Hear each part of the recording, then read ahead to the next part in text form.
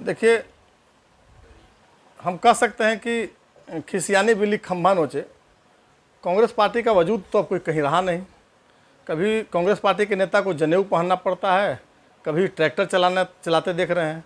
कीचड़ में सना ट्रैक्टर पे पैर तक नहीं लेटता है, उजला टी शर्ट पे एक दाग नहीं आता है, पूरा ट्रैक्टर गंदा रहता है। यह एक प्रकार से कल्चर हो गया है कांग्रेस का। और शायद यही कारण है कि भारतीय जनता पार्टी आज बहुत तेज़ी से हिंदुस्तान के भारत देश के जनमानस में बैठते जा रही है और कांग्रेस पार्टी विलुप्त प्राणी की तरह, एक डायनासोर प्रजाति की तरह आज समाप्त होते जा रही है। औरंगाबाद के जिला अध्यक्ष के द्वारा संगठनात्मक बैठक कर और अपने कार्यकर्ताओं का उत्साहवर्धन करने के बजाय खीज में भारतीय जनता पार्टी के सम्मानित नेता, हम सबों के आदरणीय नेता माननीय सांसद औरंगाबाद सुशील कुमार सिंह के ऊपर जो प्रहार किए, वह बिल्कुल अशोभनीय और असहनीय है। मैं कहना चाहता हूं कि कांग्रेस पार्टी के जिला अध्यक्ष को यह बताना चाहिए था कि उनकी विजन क्या है। अब वो हमारे अंदर हमारे गुणदोष की विवेचना करने के पहले अपनी गुणदोष की चर्चा कर लेनी चाहिए थी। आज़ादी के बाद अधिकतर समय तक खानदानी पारिवारिक पृष्ठभूमि का जो पार्टी है, उसी पृष्ठभूमि के तहत औरंगाबाद में भी एक खानदान का लगभग कब्जा रहा है। बिहार के राजनीति में शीर्ष पर पहुंचने के बावजूद भी आज औरंगाबाद अगर हाशिए पर है तो इसका दोष किसको देना चाहिए था? माननीय सांसद की उपलब्धि पूछने से पहले अपनी उपलब्धि बता देना चाहिए था। जिस खानदान के वारिस बन के वो औरंगाबाद के जिलाध्यक्ष बन के लोगों के बीच में आए हैं और उस खानदान का कई चिराग औरंगाबाद का प्रतिनिधित्व कर चुके हैं। बिहार का प्रतिनिधित्व करने का भी गौरव मिला उनको। इसके बावजूद भी औरंगाबाद के अगर युवा आज भी बेरोजगार है, औरंगाबाद के युवा आज भी शिक्षा के लिए दर की ठोकरें खा रहे हैं, तो कहीं ना कहीं उस पार्टी के नेता को बोलने का कोई नैतिक अधिकार नहीं है। और हम तो 2024 के चुनाव में आने वाले हैं, माननीय सांसद की उपलब्धियों को लेकर घर घर जाने वाले हैं। अभी 9 साल की उपलब्धि माननीय प्रधानमंत्री के देश का 9 साल की उपलब्धि को लेकर घर घर जा रहे हैं और चुनाव के दरमियान माननीय सांसद की उपलब्धियों को लेकर हम गांव-गांव जाने के लिए तैयार हैं। लेकिन आप हम पर उंगली उठाने से पहले अपने नेता की उपलब्धि बता दीजिए। आपकी उपलब्धि है कि 30 करोड़ की परियोजना, उत्तर कोयल परियोजना, जिससे कब का पूर्ण हो जाना चाहिए था, वह उत्तर कोयल परियोजना आज भी औरंगाबाद के लोगों के जेहन में नहीं आ पाया है। आप उसकी राजनीति की बात करते हैं।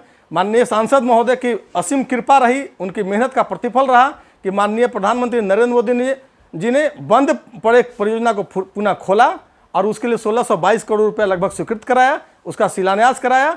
और आज उत्तर कोयल के नाम पर राजनीति करने वाले चाहे किसी दल के लोग हों, भारतीय जनता पार्टी को छोड़ के किसी को बोलने का अधिकार नहीं है। चूँकि अगर 1622 करोड़ रुपया अगर स्वीकृत नहीं होता, लगभग 1622 करोड़ रुपया स्वीकृत नहीं होता, तो औरंगाबाद में उत्तर कोयल परियोजना के नाम पर राजनीति करने वाले की दुकानें बंद हो जाती। आज हमें फख्र है, हमें गर्व है कि माननीय सांसद उस दिशा में पहल किए और पहल करके सफलता हासिल किया।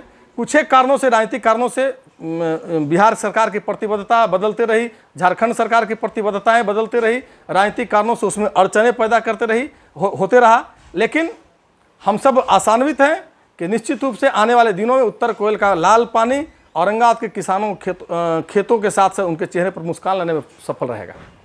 उन्होंने हसपुरा प्रकरण को भी उठाया, जिसमें भाजपा को अप्रत्यक्ष तौर पर घसीटने की कोशिश की, उस पर आप क्या कहें? बहुत दुखद है।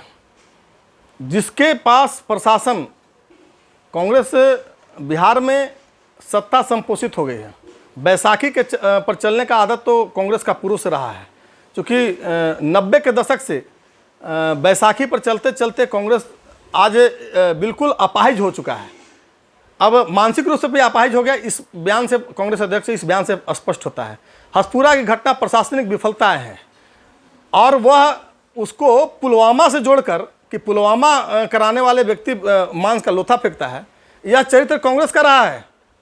जब शिक्षा मंत्री उसी खानदानी पृष्ठभूमि के, जब बिहार के एकीकृत बिहार के शिक्षा मंत्री थे, तो जमशेदपुर का दंगा याद कर लेना चाहिए कांग्रेसियों को कि किसने इस प्रकार की कुत्सित साजिश चलता है।